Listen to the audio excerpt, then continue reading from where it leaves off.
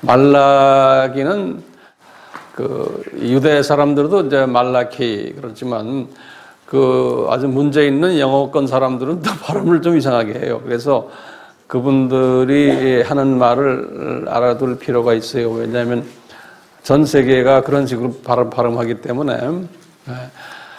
액센트가 어디 있냐면 말라카이 그래요. 그러니까 마에 있어요. 여긴 또 말라카이 그래요.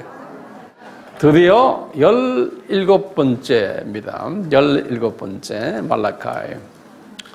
17번째 선지서인데요.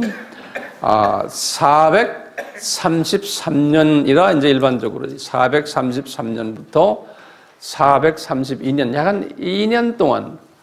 그래서 이제 말라기 하면 그저 쉽게 400년, 근데 정확하게는 433년 또는 432년 이렇게들 이야기해요. 430 정도로 보시면 돼요. 쉽게 400이다 이렇게 보세요. 네.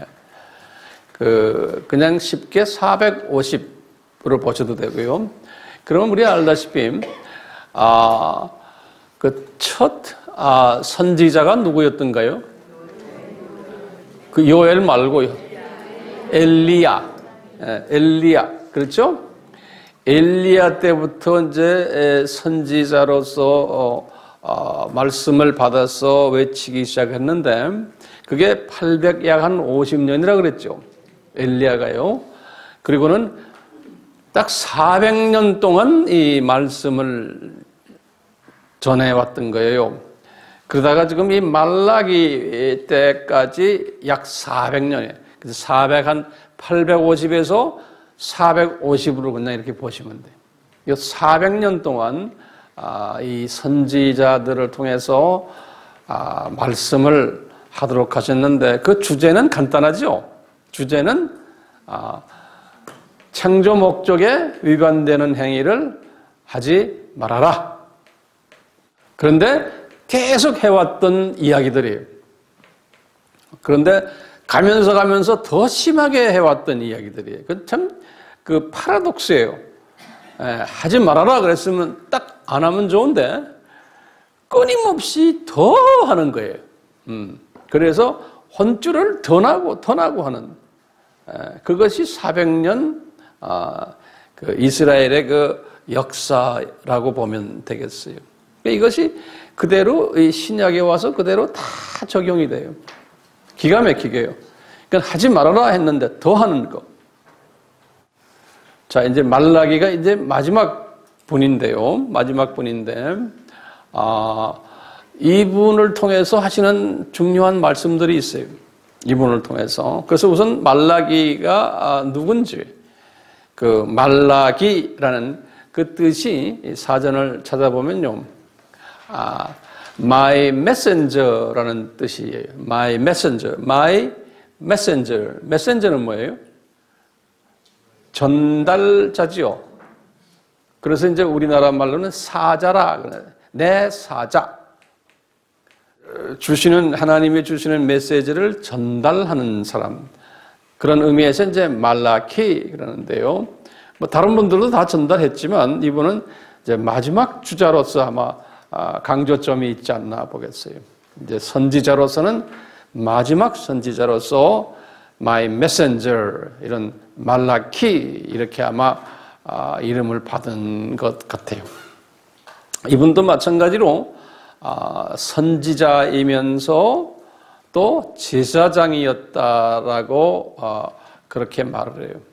왜냐하면 My messenger라는 그 단어 속에는 제사장까지도 포함되어 있다라고 전문가들이 보고 있어요. 이제 이런 분이신데 이분이 나타나기 전까지의 우리가 역사적 배경을 알아야 돼요. 굉장히 중요해요. 이분이 나타나기 전까지의 역사적 배경을 우리가 알아야 돼요. 그래서요, 그 배경, 그 아주 중요한 배경들 우리 다 몇 번씩 들은 이야기지만 이걸 좀 정리를 제가 좀 해드릴 필요가 있어요. 자, 노트에다 배경 이렇게 써시고, 그리고는 어디부터 시작하냐면 516년부터 시작을 해요. 주전 516년. 그러면 주전 516년이 무슨 해예요? 예, 거기다 적으시죠. 스룹바벨 또는 여호수아에 의해서 성전이 재건된 해예요. 소위 스룹바벨 성전이 만들어진 제2성전이 516년 역사적인 해지요. 그리고는요 458년에 에스라를 귀환시켜요. 에스라는 그 당시에 제일 유명한 신학자라 보시면 되겠어요. 학자 중에 최고의 학자예요. 우리 가말리엘 같은 예수님 당시에 바울 당시에 에스라가 귀환할 때 수천 명을 데리고서 같이 귀환을 했어요. 귀환을 이분이 했기 때문에 그 유다의 많은 사람들이 큰 격려를 받았다라고 성서에는 기록되어 있어요. 그러니까 다시 말하면 성서 최고 권위자가 이제 드디어 도착을 했기 때문에 이제 성전도 지어졌겠다. 모든 이 유대교회에 필요한 것들, 제사에 모든 필요한 것들 다 준비되어 가지고 열심히들 지금 제사를 지내면서 구약에서 가르친 그 내용을 지금 수행하고 있는 과정 속에서 이 자기 민족의 그 정신적 지도자인 신학적 지도자인 율법 지도자인 에스라가 자기 제자들을 데리고 도착한 것은 큰 힘이 됐던 거예요. 그럼 이 에스라의 그런 것을 알기 때문에 그 페르시아 왕 아닥다스 왕이 에스라를 이제 예루살렘으로 보낼 때 귀환시키는 일을 페르시아 왕 아닥다스 왕이 했거든요. 그 이방 왕을 통해서 우리 여호와 예수님께서 에스라에게 부탁한 내용들이 있어요. 에스라야, 너 이제 니네 나라에 돌아가면 이런 일을 꼭 가르쳐주고 해라는 거예요. 그 첫째가 뭐냐면요, 성전을 지었으니 성전에 가서 예배를 드리는 예배 방법을 좀 이제 제대로 발전시켜라. 그러니까 예배를 성서적으로 잘 드리도록 가이드해라. 그게 이제 에스라 7장 17절에 기록이 되어 있어요. 에스라 7장 17절에 성전 예배에 문제가 있다. 그러니까 예배 드리는 방법을 다시 말하면 제사 방법에 문제가 있다는 거예요. 우리 이제 나중에 이제 보겠지만요. 그렇기 때문에 이제 이것을 좀 가르쳐라. 무슨 문제가 있었어요? 제사 방법에? 이분들이 6월절 어린 양의 그 제물 드리는 방법대로 하지를 않았던 거예요. 그냥 편의상 아무 동물이나 싸고 그저 편리한 그런 동물들 가져다가 제사 지내고 또 헌금도 제대로 안 하고 그 다음에 율법도 제대로 안 지키면서 성전은 번들을 지어놨는데 이런 것들을 잘 하지를 않는 모습이. 그런데 예수님의 초림 전에 소위 하나님의 자녀들 공동체가 이런 모습이 있을 것을 예표로 보여주는 거죠. 그렇죠? 똑같이 지금 이 예수님 오시기 초림의 한 500년, 400년 전 모습이거든요. 우리 같으면 종교개혁 바로 직후예요. 종교개혁 직후죠. 1600년. 이때에 그 전에도 분명히 그러겠지만 그 교회는 번들을 있고 다들 조직은 되어 있고 한데 그 안에 들여다보면 그 예배가 하나님이 받을 만한 예배를 드리지 않는 모습을 그 양의 재물들을 그저 꼬리 없는 놈들, 피부병 걸린 놈들, 애꾸들, 뭐 싸구려들, 병든 놈들을 잡아다가 싸니까, 그리고 그냥 아무 데서나 살 수 있으니까 드리는 편의를 또 돈 싸게 할 수 있고 한 이런 모든 부분들을 지적을 하는데, 그것이 오늘날이나 이 신약 교회의 그 문제점과 연계가 돼요. 그 초점이 어디 있냐면 재물이에요. 그 재물은 신약에서 누구를 이야기해요? 예수님이에요. 예수님. 그러니까 다시 말하면 기독론이에요. 기독론이 순수한 예수님에 관한 기독론이 아니라는 거예요. 기독론이 변개됐거나 변질됐거나 또는 희석됐거나 또는 정반대의 그 모습이거나 이런 모든 부분의 형식은 있는데 예수님의 그 삼위일체론이 빠져 있고 교회 예배가 또는 가르침이 또 예수님의 기독론이 빠져 있고 또는 잘못되어 있거나 또는 구원론, 구원을 어떤 사람이 받는다라는 예수님의 그 보혈을 통한 그 구원론이 좀 약화되거나 변질됐거나 또는 성결론 또는 재림론까지 이 교회 안에서 가르치는 모든 예수님과의 관계되는 이러한 이론들이 잘못되어 있는 모습을 이 아닥다스 왕을 통해서 에스라에게 부탁하는 거예요. 이거 제대로 좀 잡아줘라. 똑같이 이제 오늘날에는 그 아닥다스 왕 같은 사람들, 이방 왕들을 통해서 하나님의 종들을 직접 간접 사용하셔서 교회를 이렇게 갱신하는 일에 또는 교회를 새롭게 발전 성서적으로 시키는 일에 하도록 하지요. 이 첫째 부탁이 뭐였냐면 성전 예배를 제대로 발전시키라. 에스라 몇 장 몇 절이었어요? 7장 17절이에요.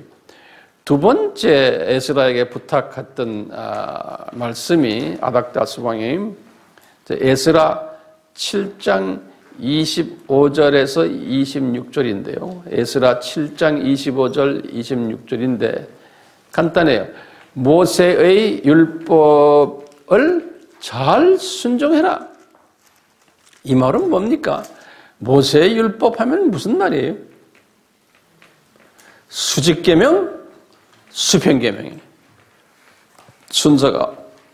그러니까 수직계명에 순종을 안 하는 거예요. 다시 말하면 하나님을 섬기는 것보다 우상을 더 섬기고 또 수평계명이 하나님 자녀들끼리 서로 사랑하지 않고 서로 싸움하고 물어뜯고 하는 이런 일들, 이것이 빈번하다. 그러니까 이 부분을 잘 정돈시켜줘라. 이렇게 이제 부탁을 한 거예요. 누가요? 아닥다스 왕이. 이제 이렇게 해서 이제 이분이 458년에 예루살렘으로 귀환했는데, 그리고는 이분이 가서 이제 에스라에서에 쭉 보면은 이런 걸 한 이야기들이 쭉 나와요. 이분이 이렇게 했다 했는데, 근데 별로 잘 말을 듣지를 않았어요. 근데 우리가 이제 이런 걸 이렇게 왜 말 안 들었을까? 그러면 우리 하나님이 전능자이신데 말 안 들으면 후닥닥 좀 한바탕 좀 때리든지 뭐 그렇게 안 하셨어요. 그냥 가만 놔두시는 거예요. 그게 다 이제 신약 때 기독교인들의 모습을 그대로 이렇게 정난하게 예표로 보여주는 거죠. 그리고는 13년이 지나갔어요. 이제 458년에서 13년 지나갔으면 445년이. 이 445년에 이 아닥다스 왕이 자기 옆에서 술 따르는 유대인, 그 유명한 느헤미야예요. 느헤미야를 보내가지고 하시는 말씀이 예루살렘 성전을 지어놨으니 성벽을 완공시켜라. 성벽을 완공시켜라. 그래서 이제 그 완공하는 이야기가 느헤미야서에 쭉 나오는데요. 특히 느헤미야 6장 15절에 그 성경이 완공된 그 모습을 기록해 놨어요. 이 느헤미야가 이제 거기 갔을 때 이미 그 아닥다스 왕은 느헤미야를 그 유대 지방의 총독으로 임명했어요. 이 총독으로 임명해가지고 느헤미야가 성벽만 지은 것이 아니고 이분이 아닥다스 왕의 메시지와 또 여호와의 그 메시지를 듣고는 그 자기 모국이 한 4가지의 문제점이 있음을 지적해 했어요. 저희 크리스천 공동체가 첫 번째 문제점이 뭐였냐면요. 이 크리스천들이, 다시 말해 유대인들이 부자들은 부자대로 잘 살고 가난한 사람들은 그대로 방치해둔 저희 그 빈부의 격차가 심한 부분을 지적하시면서 가난한 자들을 도와줘라 유대인 부자들아, 이 말씀이 느헤미야 5장 2절에서 13절에 기록되어 있어요.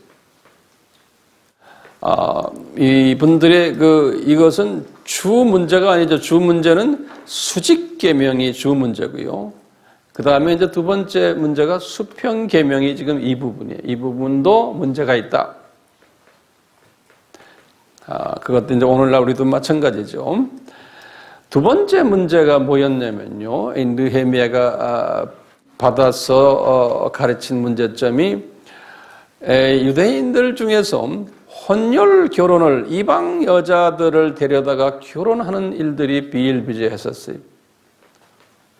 혼혈 국제 결혼. 이 국제 결혼을 한 것으로 인해서 그 부인들이 들고 온 이방 신들을 섬기는 일. 그래서 국제 결혼을 하지 말아라 라는 질타가 아주 강하게 일어나졌어요. 느헤미야 10장 이제 30절, 31절에 이제 세 번째 질타는 뭐냐면 그뿐 아니라 너희들이 이것 때문에 이 혼혈 결혼을 하기 때문에 안식일을 제대로 안 지킨다는 거예요. 부인의 영향을 받아서. 그래서 안식일을 엄수하라. 이 안식일이란 그 뜻은 뭘까요? 세상 일들을 6일 동안 한 후에 적어도 하루는 100% 하나님께 시간을 투자해라 라는 의미예요. 안식일이라는 건요. 그냥 아무것도 안 하고 앉아있는 게 아니고 안식일에는 이제 성전에 와서 하나님과의 그 관계를 정립하는 그날이 안식일이에요.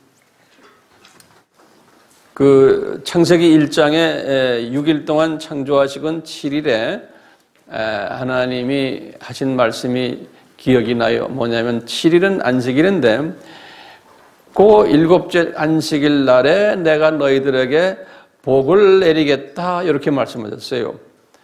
그래서요. 첫째 날에서부터 6째 날까지는 복 내리신다는 말씀 안 하셨는데 7일 날 되면 복을 내리시겠다 그랬어요. 그러니까 이 안식일을 잘 지키는 사람은 정말 하나님의 복을 받을 수 있는 날이에요. 자, 그 다음에요. 안식일만이 아니고 그 다음에 이제 네 번째로 지적한 것이 느헤미야 10장 37절에서 39절이에요. 이 유대인들이 돈에 너무나 집착하면서 11조를 하나님한테 바치지 않는다는 그 질책을 하셨어요. 우리 수입의 10분의 1은 너희 돈이 아니다. 하나님 돈이다. 그렇기 때문에 그 하나님 돈을 훔쳐가지 말아라. 라는 말씀이 느헤미야 10장 37절 39절에 이렇게 해서 이제 그 사람들이 하나님의 백성들이 돈을 우상화하는 사람들이 많았던 모습을 보여주고 있어요.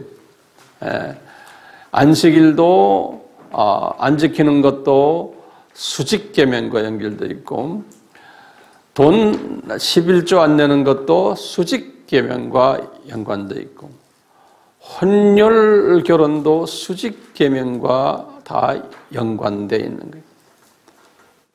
가난한 자를 돕는 것은 수평계명과 연관되어 있어요. 이 네 가지를 지적을 누가 했어요? 느헤미야가 이제 귀환해가지고 몇 년에 귀환했어요? 445년에.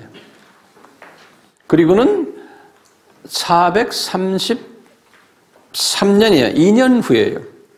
느헤미야가 이제 그러고 이 사람이 느헤미야가 다시 페르시아 왕 있는 데로 귀환했어요. 가서 페르시아 왕을 또 직접 섬기는 일을 하고는 예루살렘을 떠났어요. 433년에.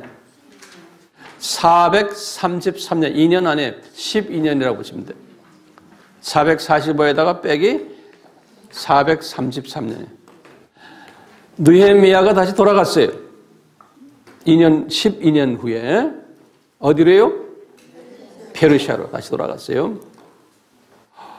느헤미야가 이제 이미 돌아갔는데 이 지금 지적하는 문제들에 대한 변동사항이 별로 없었어요. 유대인들이 그 말에 순종하지를 않았어요. 그래서요.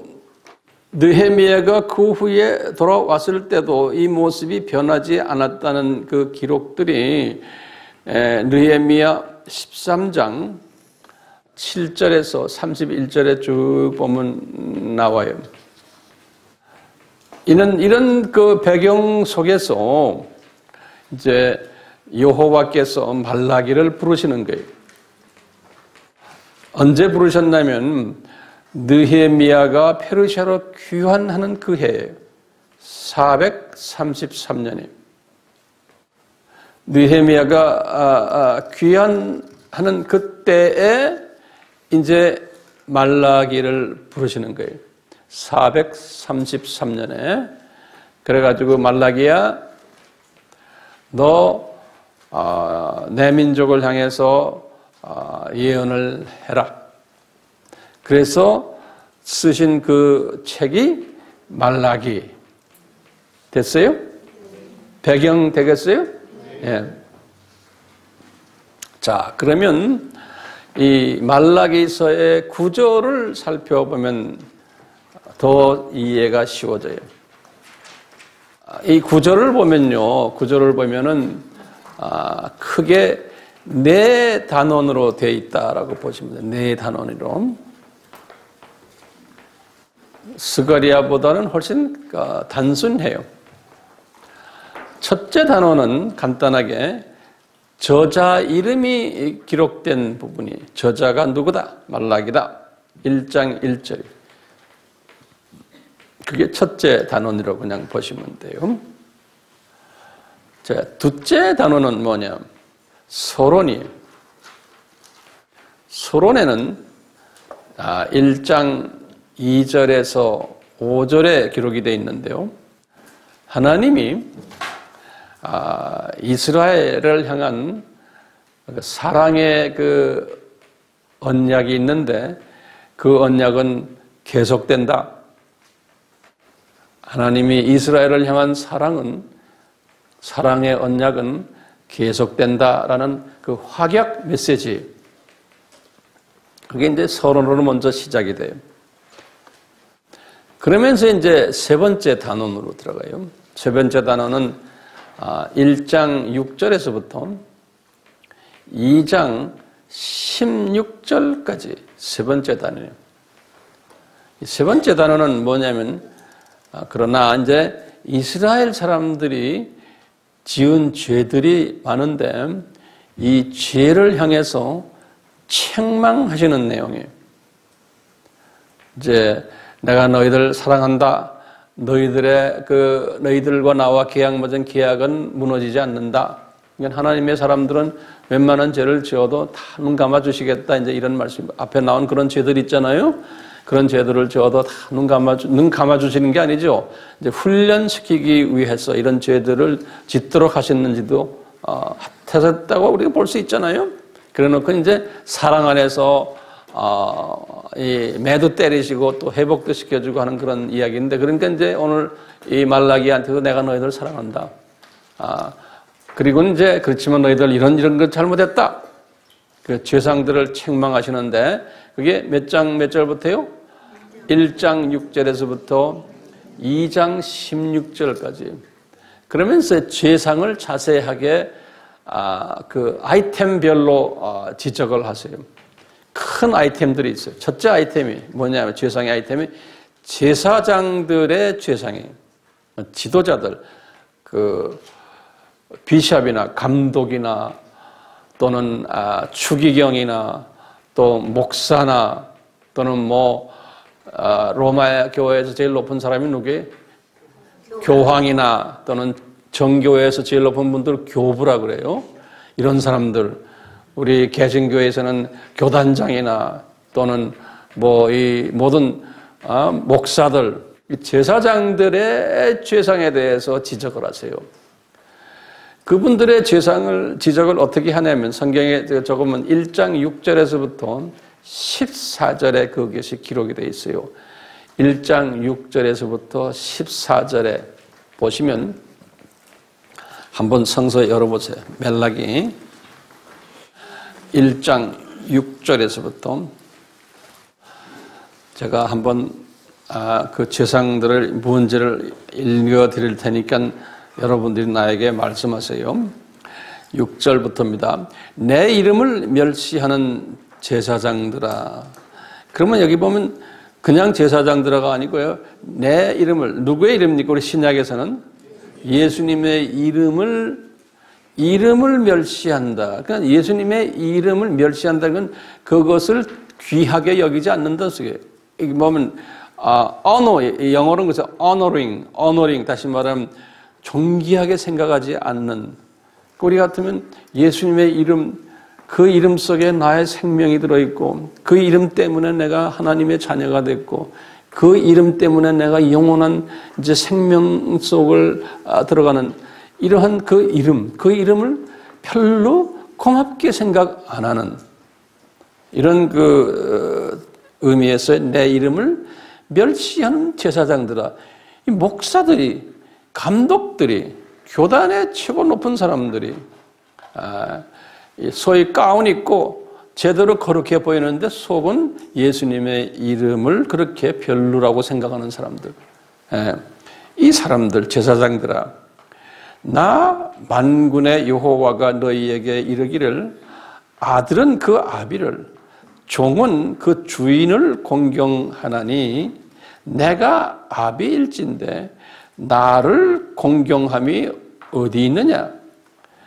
내가 이때는 아비라는 말은 성부 하나님을 말씀하시는 게, 아비라는 것은 뭐예요? 아들을 만드신 분이죠. 우리 예수님이 우리를 창조하셨잖아요. 그렇잖아요. 그런 의미에서 얘기하는 거예요. 내가 주인인데, 그건 주님이죠. 주인인데, 예수님이 주인인데 나를 두려워함이 어디 있느냐 하나.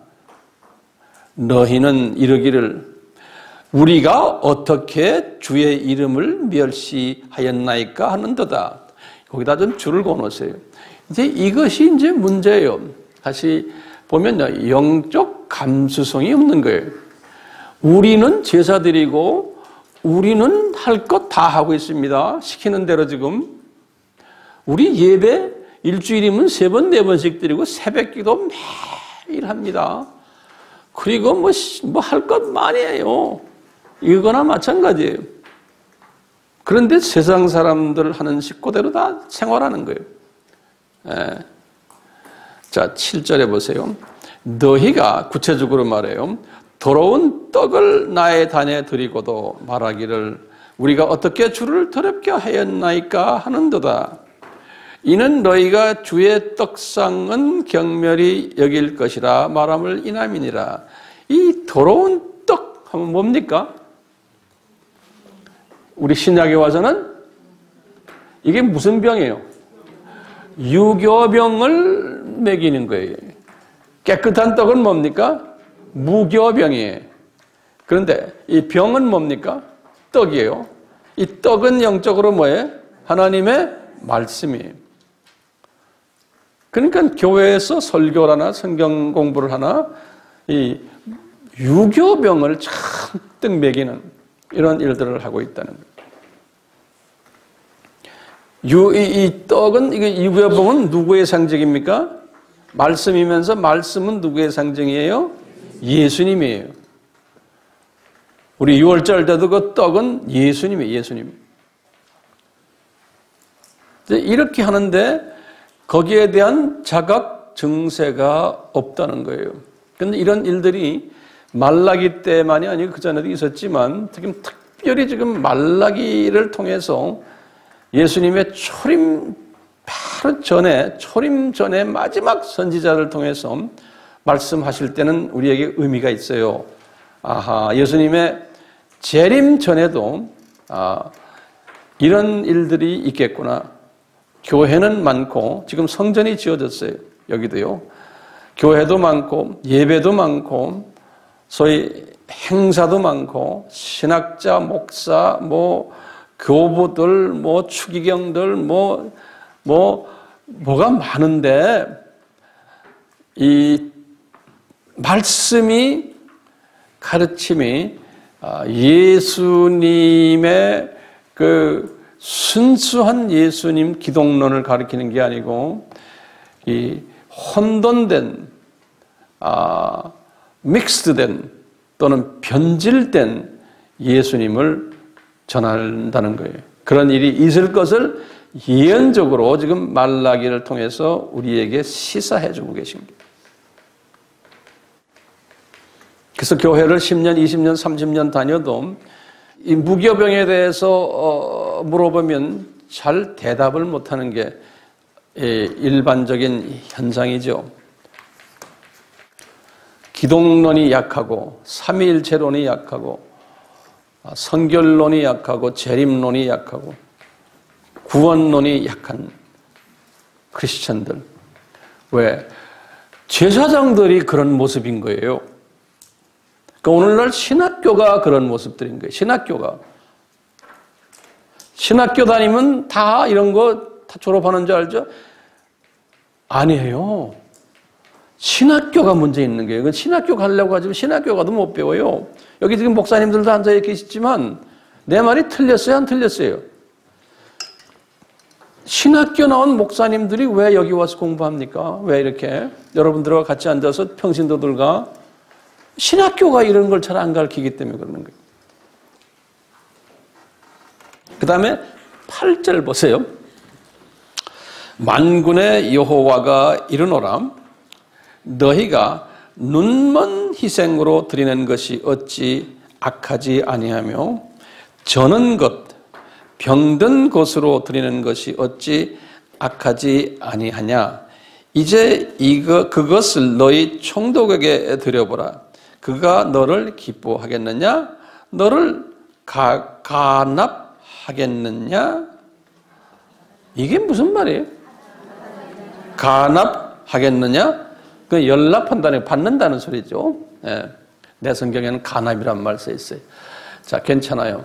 영어로는 간단해. receive 하겠느냐? 그렇게 돼. receive. 네. 이거는 어떤 부분을 지금 지적해요? 예수님이죠. 예수님이 죄 없는 어린 양. 그래서 며칠 동안 예수님도 점검을 받았어요. 나흘 동안 점검 받았잖아요. 그만큼 예수님이 요 흠없는 어린 양의 제물을 본인이 그러시니까 여기에 대한 아주 그 강한 그분의 뜻이 숨겨져 있는데 이것을 무시하고 지금 이 제사장들은 종교적인 형식만 있지 예수님에 대한 순수한 예수님을 전하지 않는다는 거예요. 순수한 기독론을 전하지 않는다는 거예요. 그런 예배를 드리지 않는다는 거예요. 순수한 삼위일체, 순수한, 다시 말하면 기독론은 우리 알죠? 저것에 계속해서 우리가 이 부분 강조해야 돼요. 예수님이 하나님이시다.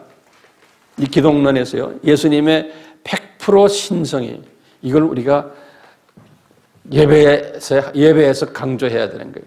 그렇죠? 그 다음에 뭡니까? 예수님은 100% 인성이시다. 그분의 인성을 강조해야 되는 거예요. 또 뭘 강조해야 돼요? 그분은 100% 구원주시다. 그렇기 때문에 이분의 구원은 예수님의 보혈과 연결되어 있어요. 이분은 이 일로 하나님이신 분이 보혈을 흘리셨다. 그렇기 때문에 이 보혈 없이는 구원이 없다. 이걸 강조해야 되는 거예요. 그러니까 우리가 예배에서도 항상 예수님의 이름, 예수님의 보혈, 그분을 통해서 일어난 모든 이 구원사적인 이야기를 해야 되고, 그 다음에 이분이 죽으셨다가 부활하셨다. 그러니까 예수님의 부활에 대한 부분이 강하게 또 가르쳐져야 되는 거예요. 그리고 우리가 이것을 항상 고맙게 생각해야 되는 거예요. 그리고 이분을 통해서 이것을 전하려면 우리가 성결해야 된다. 성령 충만해져서 쓴뿌리가 제거돼서 우리가 예수님을 닮아가는 사람이 돼야 된다는 거에 강조를 해줘야 되는 거예요. 그래야지만 우리는 이분의 지상 계명과 지상 사명을 감당할 수 있다. 그러니까 성결론, 예수님처럼 성결해야 된다는 이런 부분을 강조해야 되고, 그 다음에 이제 이 예수님이 다시 오신다. 재림론. 재림론의 여러 가지 학설들이 있는 거 우리 다 숙지해야 되는 거예요. 어떤 학설은 어떤 거고, 어떤 학설은 뭐니까 이것이 어디가 잘못되어 있고, 어디가 잘 되어 있고, 이것을 우리가 분별력을 가져야 된다는 거예요. 그래서 우리가 지금 이 종말론도 그래서 공부하는 거 아닙니까? 그냥 우리가 지적인 엑서사이즈를 위해서 공부하는 게 아니잖아요. 이런 분별력을 가지기 위해서. 그렇게 우리가 딱 보면 아하, 어떤 교단이, 어떤 교회 목사가, 어떤 신학자가 이 눈먼 희생을 드리는구나. 다리 저는 희생을 드리는구나. 병든 희생을 드리는구나. 그것을 우리가 분별할 수 있게 되는 거예요. 그러려면 딱 보고는 아하, 이것은 아니구나. 누가 더러운 떡을 우리에게 먹이는구나. 그걸 먹고 앉아있구나, 사람들이. 이것을 분별할 줄 알아야 되는 거예요. 왜냐? 특히 이 마지막 때는 들림 받느냐 안 받느냐가 거기에서 결정되기 때문에 그러는 거예요. 그건 굉장히 심각한 이야기인 거예요. 나는 어느 교회에 오랫동안 다녔으니까 그냥 아는 사람도 많고 우리 가족이 다니니까 그냥 다닙니다. 뭐 별로 뭐 예배나 뭐 메시지는 뭐 마음에 안 들지만 이것은 아닌 거예요. 내가 죽느냐 사느냐. 저는 그렇게 생각해요. 제 말에 동의하세요? 예. 우리가 사람 눈치 보려고 지금 주님 신앙생활 하는 게 아니잖아요. 자, 이런 부분에서 지금요, 죄상들을 지금 이야기를 하는 장면이 쭉 나오는 거예요. 지금 어떤 사람들의 죄상을 지금 이야기해요? 이 제사장들의, 제사장들의 죄상들이. 제사장들의 죄상이 지금 거기 나왔죠. 두 번째 제사장들이 뭐냐면 2장 1절에서부터 9장이에요. 2장 1절에서부터 나머지 부분을 쭉 보시되 잠깐 제가 조금 하나 좀 더 볼 게 있어요. 지금 제사장들의 제상 속에서요. 9절부터 거기 11절까지 굉장히 중요한 부분을 제가 지금 놓치고 갈 뻔했어요. 이제 9절 보세요. 만군의 여호와가 이르노라 너희는 나 하나님께 은혜를 구하기를 우리를 긍휼히 여기소서 하여 보라 너희가 이같이 행하였으니 내가 너희 중 하나인들 받겠느냐? 이제 이렇게 하면서도 이 긍휼을 베풀어 달라고 은혜 베풀어 달라고 이제 간구한다는 거예요. 그럴 때 이분이 받겠다는 거예요, 안 받겠다는 거예요? 은혜를 베풀지 않겠다는 이야기예요.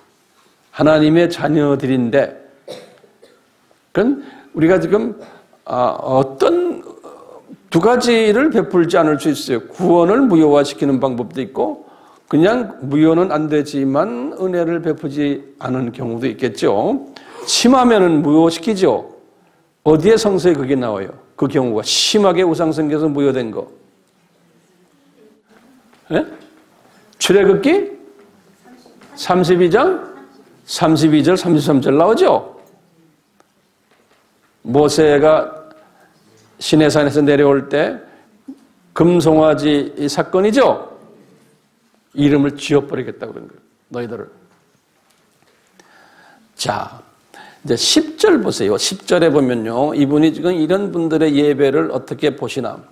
만군의 여호와가 이르노라 너희가 내 단 위에 헛되이 불 사르지 못하게 하기 위하여 너희 중에 성전문을 닫을 자가 있었으면 좋겠다. 내가 너희를 기뻐하지 아니하며 너희 손으로 드리는 것을 받지도 아니하리라. 여기 표현이 기가 막힌 표현이었습니다. 문을 닫을 자가 있었으면 좋겠다. 우리 하나님이 이렇게 표현은 여기 무슨 말이에요? 문을 닫았어요? 안 닫았어요? 안 닫았어요. 그럼 예배는 드리는 거예요. 근데 그 예배를 이분이 지금 받으신다. 기쁘게 내가 너희를 기뻐하지 아니하며 너희 손으로 드리는 것을 받지도 아니하니라. 그러니까 이분은 두 가지 표현이에요. 예배 드리는 거 이거 보면서 기뻐하지도 않으며 그 심하면 아예 받지도 않겠다는 거예요. 이렇게 해석이 안 돼요? 기뻐하지 않고 받지 않다 이렇게 동시에도 볼 수 있고 또 하나는 별로 기뻐하지 않으면서도 억지로 그냥 눈 감아주고 그냥 받는 게 계시고 이제 이렇게도 해석될 수 있죠. 아예 안 받는 부분도 있고. 그러니까 이 하나님의 자녀들이 이런 모습이라는 거예요. 지금 이스라엘 사람들이 예수님 초림 직전에 있는 마지막 선지자를 통해서 하시는 말씀이에요. 그러니까 이스라엘 사람들이 이런 모습이라는 거예요. 그렇게 훈련을 많이 받았는데 그렇게라면 어디까지 가져야 돼요? 몇백 년 동안에 그렇게라는 거예요. 우리 아브라함까지 본다면 어떻게 돼? 약 5, 600년 동안이에요. 그렇죠? 아브라함까지 보면은 이것을 우리가 엘리야부터 본다면 약 한 400년이죠. 그렇죠? 그러니까 엄청난 이 창조 목적 훈련을 받아왔는데도 그래서 실제로 성전도 이렇게 아름답게 지어주시고 두 번씩이나 또 깡패들을 사용해가지고 아수르나 더 큰 깡패가 누구예요? 바벨론. 깡패들을 사용해서 혼쭐을 내서 그 하나님의 백성들이 수치를 당하고 어려움 당했는데도 그래도 계속 마르고 닳도록 이렇게 하는 모습을 지금 보여주는 거예요. 이게 우리 고민이에요. 왜 이렇게 마르고 닳도록 말 안 듣냐 이거예요. 그리고 보면은 이 안에 소수만 마르고 닳도록 말 듣는 사람들이 있어요. 이 소수만 남은 자들이라는 개념 쓰잖아요. 다수는 끝없이 이렇게 하는 모습을 보여줘요. 이것이 그대로 신약교회에 그대로 적용이 되는 거예요. 특히 지금 우리가 지금 이 말라기 이 지역은 지금 초림 전, 예수님의 초림 직전에 하나님의 사람들의 모습들이, 이걸 우리가 뒤집어서 보면 재림 직전에 하나님의 교회들과 하나님의 사람들의 모습이 이럴 것을 예표로 딱 그림자로 보여주시는 거예요. 그런 의미에서 우리가 지금 선지서 공부하는 게 상당히 우리에게 큰 도움이 되고 눈을 뜨게 해주죠. 네. 이 선지서를 공부할 때도 우리 지금 보셨지만 연대를 탁탁 가지고서 공부를 해야 돼요. 막연히 이름만 가지고 한데 연대를, 시대 배경과.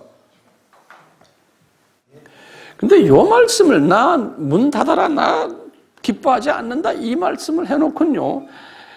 그 다음에 주시는 말씀이 11절이 우리를 참 눈뜨게 해주는 말씀을 해요. 11절이. 그래서 여러분들에게 내가 이 답을 여러분들에게 좀 받아내려고 그래요. 자, 이렇게 해놓으시고는 11절을 딱 보시면 그 다음 절이에요. 만군의 여호와가 이르노라. 이제 예수님이 말씀하겠다. 뭐냐? 해 뜨는 곳에서부터 해 지는 데까지. 그러니까 해 뜨는 데는 어느 쪽에? 동쪽에. 동쪽 끝이면 어디에? 지금 우리 한국이 동쪽 끝이요. 동쪽 끝이. 예? 해 뜨는 곳부터 시작해서 해 지는 서쪽 끝까지. 거기에 사는 이방 민족들이래. 이것도 복수로 되어 있어요. 한국말로 그냥 이방 민족이지만요. 이방 민족 중에서 그러는 거예요. 다시 말하면 이방 민족이 많은데 그 중에서 그러니까 그 안에서예요. 그러니까 많은 이방민들이 있는데 그 안에 하나님이 사랑하는 사람들이 있다는 거예요. 예. 이방 민족 중에서 영어로서 among the nations 그랬어요. 그러니까 많은 nation이란 족속이란 뜻. 많은 족성 중에서 among the nations. nation이란 말은 에트네라는 소리. 고임. 우리 구약에서는요, 고임. 많은 고임 중에서 내 이름이 크게 될 것이라. 다시 말하면요, 이방 지금 동쪽 끝에서부터 서쪽 끝 안에 하나님의 선별된 자녀들이 있는데 이방 사람들이 지금 유대인이 아니에요. 이방 사람들을 통해서 예수님의 이름이 크게 되겠다는 거예요. 지금 유대인들은 지금 예수님의 이름을 아주 조그맣게 만들어 놓고 있어요. 그 이름을 어떻게 한다고 그랬어요? 경시하고 멸시한다고 그랬어요. 그렇죠? 근데 거꾸로 너희들이 지금 이런 짓을 하는 것과 동시에 하나님이 지금 계획하시는 것, 그걸 미래형으로 되어 있어요. My name will be great among the nations. 미래형이에요. 다시 말해 이제 신약 시대에 들어와서 이제 이야기해요. 이제 오순절 사건을 통해서 그때부터 시작해서 이방 민족들이 예수님의 이름을 크게 높이는 사람들이 나올 거라는 거예요. 그러니까 이게 거꾸로 말하면 유대인은 눈이 감겨야 돼요, 안 감겨야 돼요? 유대인은 눈이 감기게 되면서 이방인들이 눈을 뜨는 각처에서, 그러면 각처에서 내 이름을 위하여 분향하며, 다시 말하면 예배드리고, 교회 만들어서 예배드리고 깨끗한 제물을 드리니, 요 깨끗한 제물에다 줄을 그어놓으세요. 그러니까 이방인들 중에서 기독론이 제대로 된 그러한 사람들이 나오고 교회들이 나오고, 예? 삼위일체론, 기독론, 구원론, 성결론, 재림론이 제대로 된 그러한 사람들이 나온다는 거예요. 제물을 드리되 이는 내 이름이 이방 민족 중에서 크게 될 것입니다. 미래형에. 이 말씀을 말라기가 자기도 모르게 한 거예요. 성령님의 감동에 의해서. 근데 이 말씀은 누구를 통해서 예언된 거예요? 아브라함이요? 아브라함과의 계약 속에서도 어느 정도 이야기됐지만 구체적으로 누구한테 이 말씀이 예언됐어요? 제가 항상 여러분들에게 하던 성경 구절이 있어요. 신명기 제일 마지막에 신명기 32장 15절에서 21절이에요. 기억나세요? 우리 한번 다시 볼까요? 그럼 이제 이 신명기 32장은 모세가 어떻게 될 때예요? 모세가 이제 하늘나라에 가기 직전이에요. 유언적인 말씀을 모세에게 성령님이 하신 거예요. 이제 20절, 21절만 봐요. 신명기 32장 20절, 21절에 이제 40년 광야 생활이 끝났어요. 예, 끝나면서 지금 이야기하시는데 아예 15절부터 봐요. 15절부터 40년 이제 끝난 다음에 예수님이 여호와께서 모세에게 하시는 말씀. 그러한데 여수론이 누굽니까? 이스라엘 사람들이에요. 여수론이 살찜에 발로 찼도다. 내가 살찌고 부대하고 윤택함에 자기를 지으신 하나님을 버리며 자기를 구원하신 반석을 경홀히 여겼도다.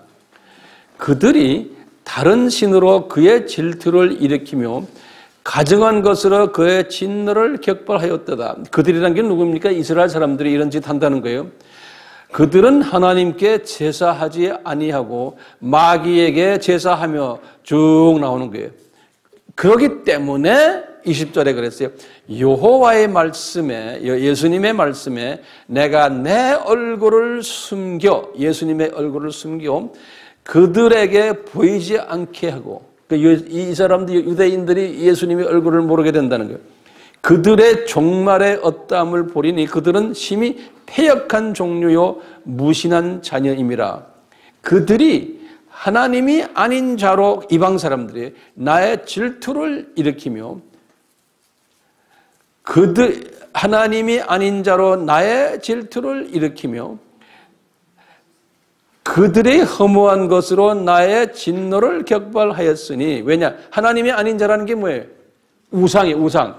우상을 지킴으로 하나님이 질투하시고 그들의 허무한 것으로 우상으로 나의 진노를 격발하였으니 나도, 그러면서 백성이 되지 아니한 자로, 그게 누구예요? 이방인이에요. 이방인의 자로 그들의 시기가 나게 하여 우준한 민족으로 이방 사람들 그들의 분노를 격발하리니. 그러면 쭉 나오면서 이방인들이 눈을 뜰 것을, 예수님을 보게 될 것을 이렇게 예언하시는 거예요. 이 예언을 그대로 나중에 이사야가 잡아가지고, 이사야는 지금 이 말씀은 주전 1500년이에요. 이사야는 750년이죠. 이사야에서 6장 9절에서 10절 말씀하시는 거예요. 또 똑같이. 그러면 똑같이 지금 여기 말라기한테 또 말씀하시는 거예요. 말라기한테 지금요. 나중에 이제 이 말씀을 누가 깨달아요? 바울이 깨닫죠. 그래서 로마서 9장, 10장, 11장. 이번에 우리 그 책 이름이 뭐였죠? 하나님의 신비. 예. 자, 똑같이 그게 하나님의 신비인데요. 여기도 지금 똑같은 거예요. 이걸 지금 말라기가 예언을 하는 거예요. 그 말라기 예언은 이거 기가 막힌 예언이죠. 네. 자, 그러면서 이제 이 말씀 하시고는 지금 그 제사장들의 죄상을 또 지적하는 게 2장이에요. 2장 1절에서부터 9절이. 제사장들의 죄상들. 2장 1절에서부터 9절을 쭉 읽어보면 간단하게 한마디 뭐냐. 너 제사장들아, 너희들이 이 율법을 신실하게 가르치질 않는다는 거예요. 이 말은 그냥 막연히 율법을 신실하게 가르치지 않는다.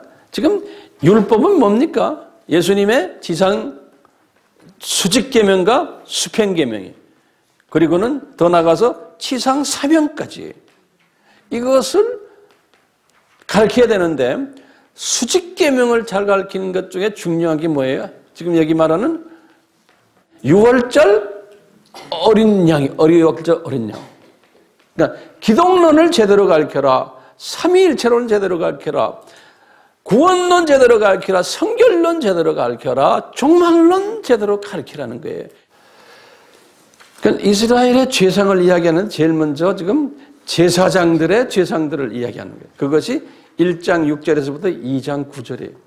제사장들의 죄상 중에 이제 제가 말했죠. 가정한 제물을 바치고 율법을 잘 가르치지 않는 이 두 부분에, 그 다음에 이스라엘의 죄상 중에 이제 제사장 죄상 다음에 두 번째 죄상이 백성들의 죄상이에요.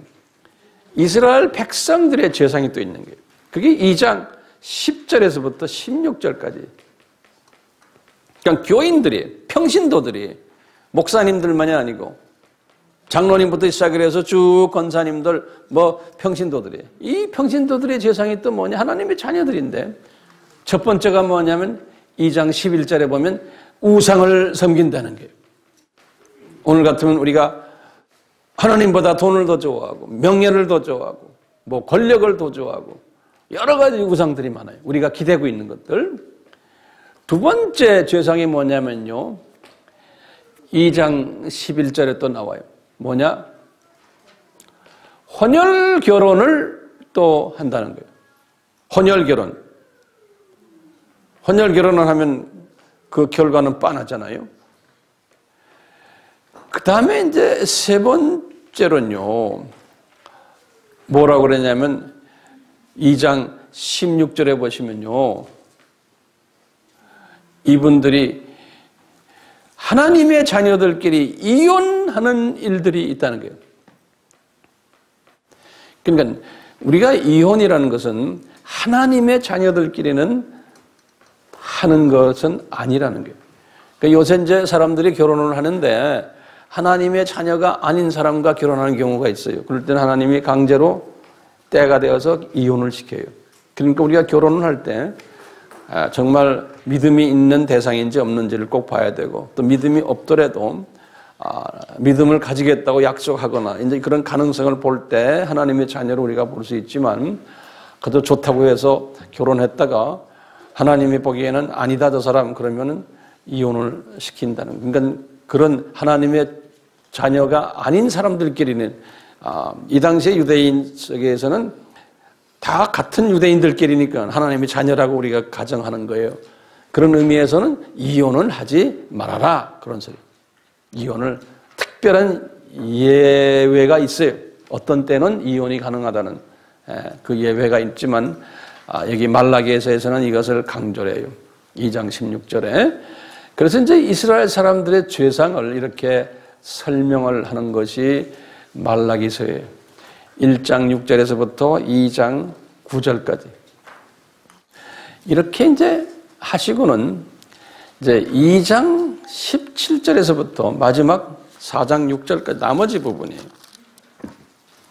이 나머지 부분은요, 이제 예수님의 초림을 알려주는 메시지들이에요. 이 말라기를 통해서 예수님의 초림을 알려주는 메시지. 여기에 보면 세 부분으로 나눌 수가 있어요. 첫째 부분은요, 2장 17절에서부터 3장 5절이에요. 이 말씀이 뭐냐면, 이게 예언적인 말씀, 예수님이 그런 게, 예수님이 초림하셔서 제사장들을 정결케 하실 것이고, 백성들도 마찬가지고 그렇지 않은 사람들을 심판하시겠다라는 내용이 여기 있어요. 또 이 초림을 알리는 두 번째 메시지가 3장 6절에서부터 18절까지 메시지인데, 이 메시지는 뭐냐면 예수님의 초림에 즈음하여 회개를 촉구한다 라는 메시지가 있어요.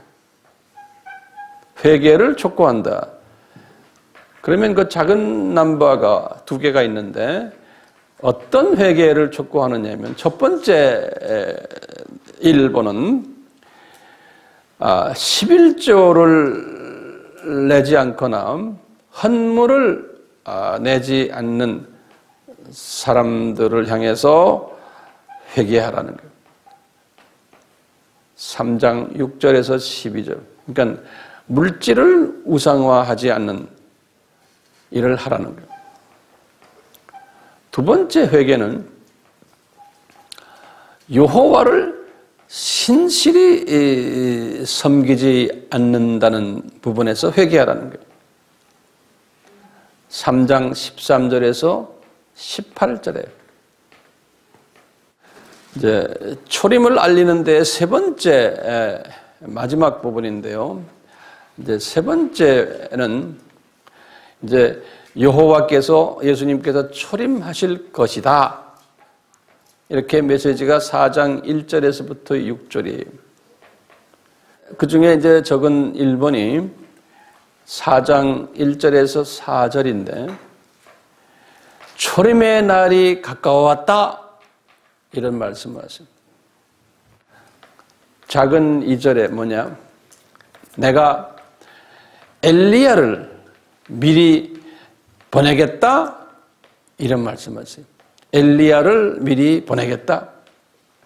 4장 5절에서 6절이. 그런데요, 우리가 이제 이 말씀에 의해서 엘리야가 누구냐? 그러면 400년 후에 누구로 나타나요? 세례 요한이다. 그랬죠? 예. 근데 세례 요한이 말하기를 우리 요한복음 1장 21절에 나는 엘리야가 아니다. 그러는 거예요. 요한복음 1장 21절에 그런데 누가복음 1장 17절에 뭐라고 그랬냐면 태어나는 이 세례 요한은 엘리야의 심정을 가진 자라고 표현했어요. 일단 엘리야가 낙원에 지금 올라가 있는 엘리야가 나타나서 다시 이렇게 그걸 뭐라고 그래요? 환생이라고 그래요? 환생? 이 환생한 게 아니고 엘리야의 심정을 가진 자라는 거예요. 이 세례 요한이.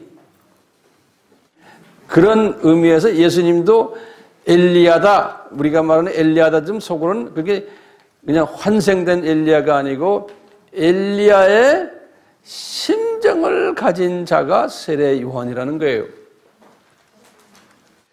그러면 이제 우리가 이제 고민할 게 생겼어요. 지금 보세요. 선지자 시대 400년이에요. 누구부터 시작이에요? 엘리야 때부터 시작이에요. 그래가지고 지금 엘리야를 보내겠다는 말씀으로 끝나는 거예요. 이 말라기를 통해서. 그러니까 이제 이것을 누가가 딱 잡아가지고 성령님께서 누가에게 뭐라고 그랬냐면 존 더 베프티스트가 세례 요한이 엘리야의 심정을 가진 자라는 거예요. 자, 그러면 주전 850년 때 엘리야의 심정이 뭐였어요? 엘리야가 무슨 메시지를 전했어요? 기독교인들아, 하나님의 자녀들아, 우상 섬기지 말아라. 우상 섬기면은 이렇게 어려움 당한단다. 그래서 그 사람의 그 메시지 시작에서부터 지금 엘리사, 그 다음에 17명의 지금 이 선지사들의 메시지들이 다 그 메시지였어요. 그렇죠?